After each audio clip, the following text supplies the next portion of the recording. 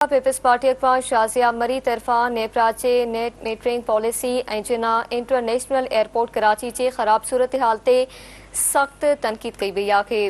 शाज़िया मरी जो चवणु आहे त पीपल्स पार्टी अवाम जे मुफ़ादनि ते का बि सौदेबाज़ी न कंदी। पीपल्स पार्टी हुकूमत जो हिस्सो आहे पर अवाम ख़िलाफ़ फ़ैसिलनि ते ख़ामोश न रहंदी। शाज़िया मरी जो चवणु हो त नेपराचे नेट मीटरिंग पॉलिसी वॾी नाइंसाफ़ी आहे। उन सां रुॻो कुझु माण्हुनि खे फ़ाइदो थींदो। संदसि चवणु हो त सोलर इस्तेमालु कंदड़ ऐं ग्रीन एनर्जी सां लाॻापियल कारोबार सख़्त नुक़सान में आहिनि। पॉलिसी तयारु करण वक़्तु न स्टेक होल्डरनि सां सलाह मशवरा कया विया न अवाम खे आगाह कयो वियो।